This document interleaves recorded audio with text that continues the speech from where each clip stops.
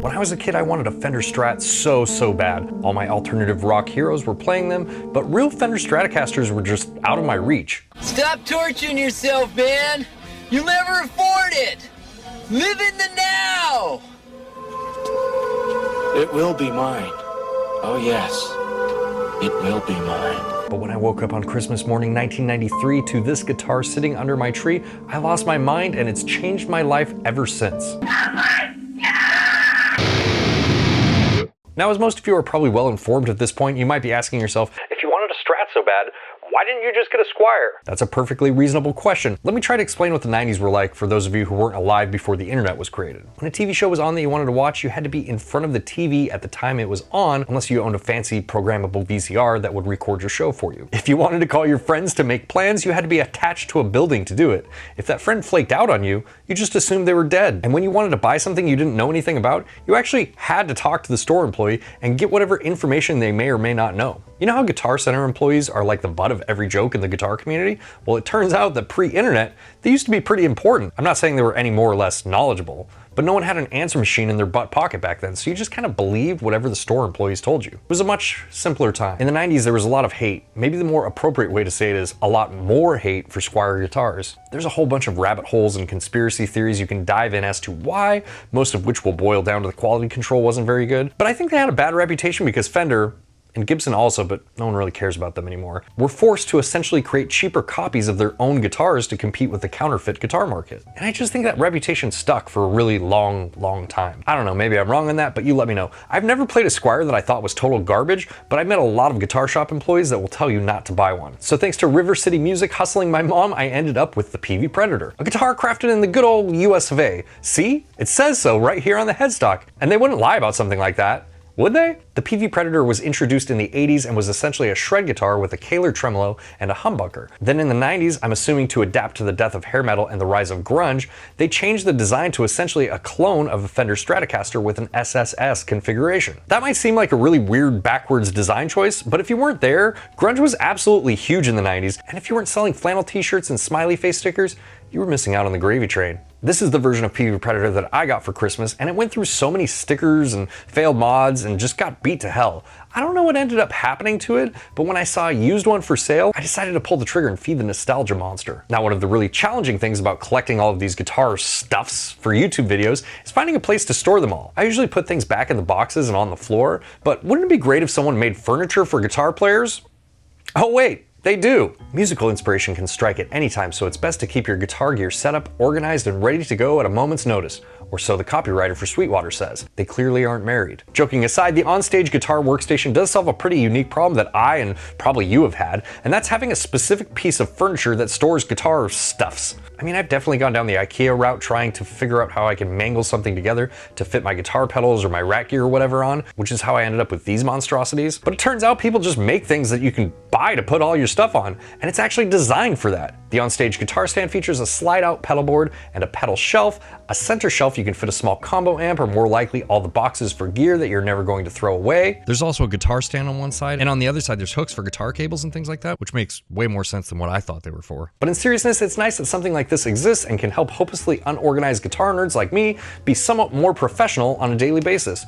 Just a note that when it arrives, you do have to assemble it. I actually didn't realize that, and I would suggest getting a friend to help if you can. I mean, the saving grace here is that if I can do it, you for sure can do it, but in retrospect, it would have been easier with a second pair of hands. So thank you to 𝐒𝐿water and Onstage for sponsoring this video. You know the deal. If you use the link, it helps me stay alive, and you immediately become 5% more handsome. This knife is dull. I'm equal parts nervous and excited right now because if something happened to this guitar in transit, it's not like I could just, you know, replace it. I mean, it's not like it's crazy rare, but it's, ooh, it actually has a gig bag. Wow. A lot of cardboard in here. Holy hell, dude. I gotta get this thing out. Please don't make me dump out all this cardboard. Shove this thing full of paper. Oh my God. Come on. Oh, it was the straps caught on all this cardboard. Well, it's the first time I've ever bought a guitar and just had it ship with nothing but cardboard in the box, which, to be honest with you, is probably fine. If I've shared my Jackson JS11 video with you, it's a lot better than that. Oh, look at this. This was packed super well. This is bullshit. They put straight up gift wrap in here. Look, there's just bubble, like it's broken. Huh. It's straight up broken. Pay the extra money and buy a guitar from one of the big box retailers because, yeah, dude, this thing's fucking broken. It's sitting back there, it's broken. Okay, look, I got a gig bag out of the deal. It looks like it's been in every smoky club in the United States. Jesus, gross, I don't really want to touch it, but what are you gonna do? All right, let's see. Let's see if I get the nostalgia feel for, oh yeah. I recognize this for sure. Oh man. Ha, look at this. It's a Jackson ad protecting the fretboard. That's kind of cool, I guess. It's interesting. I've never bought a used guitar before and had someone wrap the fretboard like this. It's very, this person knew what they were doing. Oh dude, this is giving me the vibes. So this is an early 90s Peavey Predator. I bought this style specifically. They had a different pickup configuration that came out shortly after this, where it was like a humbucker, single coil, slightly different body shape. But this is from the era that I had, less of like a super strat body, more of like a Stratocaster type body. The newer one's a little bit more like shreddy, I guess I would say. Now, I wish I could tell you that this is exactly the guitar from my childhood, but that guitar is long since gone. It's been hacked up and painted, and I did all sorts of stuff to it. But this is from the same era. It was my first guitar. I still remember to this day going to the guitar store with my mom and picking it out. And you know, it was white on white. You know, this one's a little bit scratched up. It has some wear on it. It's seen some better days. But I mean, for a budget guitar from the 90s, you know, what do you want, man? I think it's in pretty good shape still. Now, the interesting thing about this guitar is I've always had this recollection of, oh yeah, my first guitar was a made in USA guitar, and it was like less than $200. This guitar actually says it's crafted in the USA. It does not say made in the USA. And if you are in marketing, you're probably thinking to yourself, that was smart. This is a whole topic for another video. That's actually why I bought this. I want to do a much more detailed deep dive into this guitar and, like, you know, all of the ethical stuff going on with Peavey at that time and why this guitar was so cheap and why it was branded in a deceiving way. I think it's a very interesting story, but let me read you some specs. The Peavey Predator was first manufactured in 1985. The version that I have here in my hands was from approximately 1993, 1994. It has a bolt-on neck with a scale length of 25.5 inches. The body is basswood poplar. So I'm not sure which one this is. Probably basswood, if I had to guess, but it does say basswood poplar. I'm just reading off Wikipedia. Sorry. I should probably say that too, so you don't think I'm plagiarizing anything, but this is Wikipedia. We have a single piece maple neck with a maple fretboard. Now, I believe these did come with rosewood fretboards as well, but this one has a maple fretboard. It has a proprietary tremolo style bridge. It has 3 single coil pickups. This model is black. I don't think there's any special sort of black. It's just black. And the neck actually has a pretty shreddy C-shaped profile. I would liken this to something like maybe my Solar. Dual tone controls, a 5-way selector, and it weighs just over 8 pounds. All right, so I have my very first guitar here. It is a Peavey Predator. We are plugged in to the Boss Katana. I'm using the Solar chug pedal to tune. I don't know how well this guitar is gonna hold tuning. I shot most of this video when I first got this guitar quite a while ago, and then it's just been sitting on the back burner. But I wanted to update it, number one, because most of the time when I do these budget guitars now, I use the Boss Katana just by popular demand. I have a whole legion of people that will get upset with me if I don't use the Boss Katana on budget guitars for some reason. I also wanted to try this out. I got one of these little Bluetooth module things for the Boss Katana. Why it doesn't come with Bluetooth inside of it, who knows? But you know, you gotta buy this thing separately. It's like 60 bucks. You want me to use the budget amp, right? Okay. But the reason this is important is because now I can control this Boss Katana with my phone. I need my phone though, geez. That's gonna be important because I need the noise gate in the Katana, because, you know, single coils. And yeah, that's a lot of noise. I need this noise suppressor. Turn that shit on.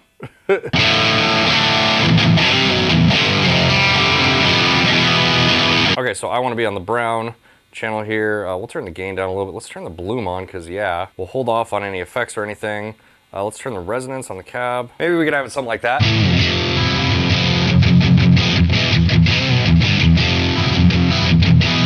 I think we got something there that's usable. We will go over the pickups here in a minute, and I'll show those through a clean channel, but you know, I just wanted to get something that I could actually play with and mess around with. And you know, I didn't know this originally, you know, when I first started playing guitar. It's so much better playing in the second position because, you know, you're using 2 humbuckers. They're kind of canceling each other out in terms of the noise. There's still quite a bit of noise. Not an unnoisy guitar by any stretch of the imagination, but you know, it really helps actually turning the tone knobs down just a little bit. I can't believe I'm actually saying this. Am I using a tone knob? Who am I? But it does help turning that down a little bit just to take the shrill off it. You know, I've got to say this guitar plays so well. And a lot of it could be the fact that we're using, I'm pretty sure these are medium frets. I mean, they're very, very small and thin frets. And the fretwork on this guitar is okay. You know, it's not, I mean, look, it's a 30-year-old guitar at this point. Like, I mean, how good do you expect the fretwork to be? I'm trying to look at this through the lens of like a budget guitar. You know, when I do most of these reviews, the way I look at them. And you know, what Peavey did is very nice. It's very basic. You're not getting a lot of bells and whistles. You're not even getting a humbucker in this guitar. But I think like for what it is, it's pretty cool. It definitely has that 90s vibe to it.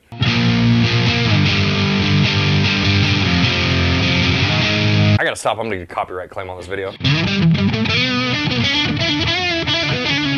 You know, it's definitely got like some spank to it. It's and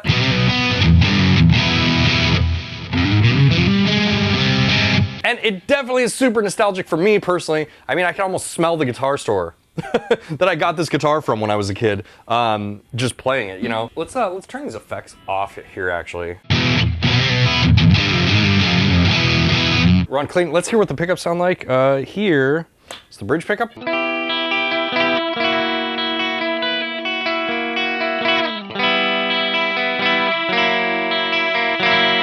Position 2.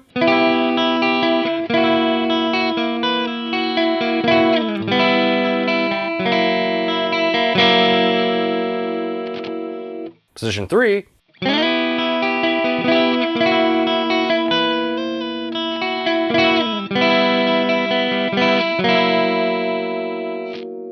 Position 4.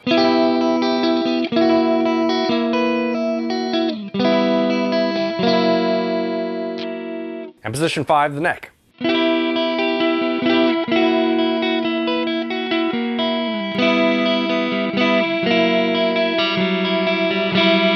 So the electronics certainly leave something to be desired. While Peavey doesn't make the Predator anymore, they do make the Raptor, and those are priced at $199. So the price really hasn't gone up that dramatically. And you know, another funny thing about this guitar that I mentioned in the intro of this video is the crafted in USA on the headstock. Crafted in the USA, huh? I mean, I don't know. Maybe that's why it's scaled back. They've like moved their production over to China. It's got this like indentation of a serial number, almost like it was stamped in a prison or something. But I'm not alleging that Peavey used prison labor. I don't know. I was a kid in the 90s when all that was going down, so I have no idea. But I think it's really funny. I think it's a really interesting conspiracy theory. So who knows, maybe they've had some production changes and they're able to get the cost down, which kept the cost flat as inflation went up. You know what I'm trying to say. So with that being said, let's look at it as if it was like a $150 guitar today. A $150 guitar, I'd say it's like pretty decent. It's just crazy what you can get now. Like that Amazon Squire Stratocaster that I tried a while back.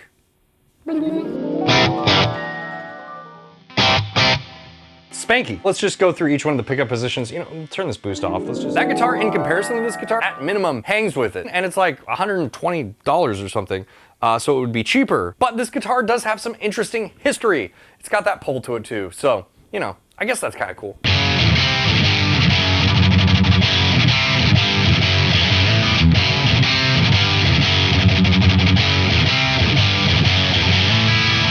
You know, one of the things that drove me nuts about this guitar when I was much younger, if I had known more about guitars, maybe the noise would have drove me nuts and I would have done something about it, but I didn't know anything. I was just trying to play Nirvana songs in a garage with my friends, you know? Back then, the fretboard actually used to drive me crazy. Something about like the maple fretboard on these guitars, it wasn't a vibe for me. And I remember the year after this, one of my friends got a Peavey Predator and it had a humbucker, which, you know, I was like, oh, that's different. I didn't realize what it was doing, but in retrospect, yes, much quieter, much more chunky sounding. But it also had a rosewood fretboard, and I just remember thinking like, oh man, that's so much cooler. I wish my guitar had that.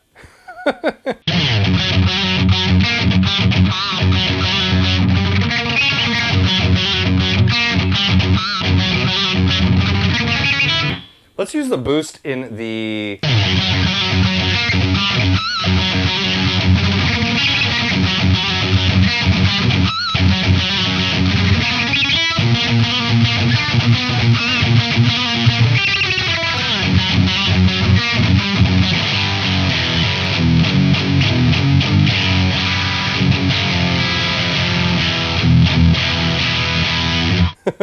It's kind of fun to play, man. I don't know, I'm not gonna lie. And like the nostalgia factor, again, strong pull on this. I would say that if you're gonna buy this guitar just for like value, it's not worth it because you're gonna have to buy a used one, and unless you can haggle someone down to like $120, or something like that. I just don't think it's worth. I think you can get so much nicer stuff now for the money. Unless you want to pay for the nostalgia, man. You might. I don't know. Okay, let's cut back over to me in the past. I want to plug this into my first rig that I had when I was a kid. Just, you know, if we're gonna go nostalgia, like, go all the way, right? Go big or stay home. Go big or stay home. That's not how it goes. Go big or go home. I am home. What am I talking about? I don't know. But let's plug this into a grunge pedal and my little beep crate practice amp. Yeah. Okay, so as a young man playing guitar for the first time, this would have been the first sound that I really heard.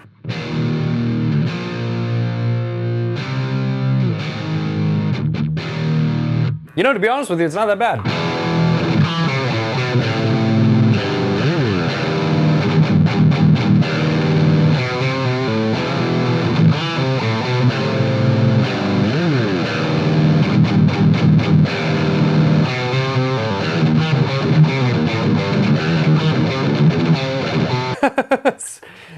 Like, so underwhelming, but only because of all the other gear in this room.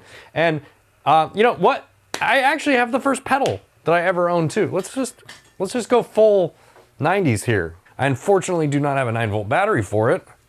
That would have been cool. Oh boy, this is gonna be fun.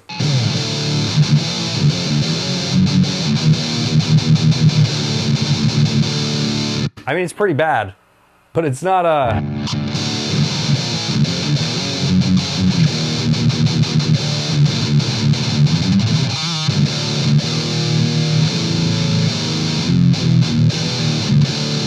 You know what I never thought? I never thought about trying to boost the front of the amplifier. Like, I probably would have thought that that would have just been a dummy thing to do.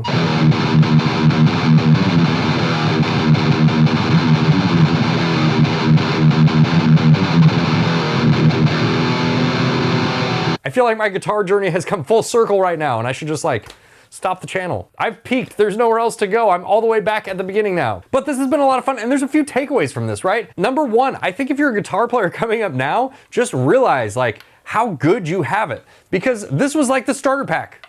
This is what I started with. This guitar, this amp, and this pedal. The amp and the pedal, you could probably get like a Boss Katana now for what this would have cost you in 1990, and a Boss Katana is just so much better than this setup. And obviously it's just glaring at you, it's just staring you in the face when you look at this next to something newer like the Headrush Prime Core. It's touchscreen, it's sexiness. You got this, and it's dust. You know, it's just crazy. It's crazy how far technology has come. But the other takeaway for me, and I think this is something that's like valuable for a lot of you guys, especially those of you that are younger, or maybe you're newer, or maybe you can't like afford gear, is that when I had this setup, I think I actually played a lot more music because I wasn't messing around with gear. I wasn't like trying different amplifiers and different settings and everything. I mean, obviously it couldn't keep up with the drummer, which was a big problem for me back, you know, in the 90s. And if I would have just known a few more things, or if we would have had YouTube back in the 90s, I could have got a much better, enjoyable tone out of it. So I feel like that's a win. And I feel like that's a good lesson for a lot of people to learn. It's like, not about the gear. It's about your passion and playing and just wanting to do it. Sometimes gear ties into that, I'm not gonna lie. I'm really interested to hear from you guys on that topic. I'm really interested to hear what your first rigs were. Let me know down in the comments below. If you like this video, make sure to hit the like button, consider subscribing if you really liked it. Consider joining us over on Patreon for exclusive behind the scenes content, including probably the first cut of this video. All right, I will see you guys in the next one. Bye.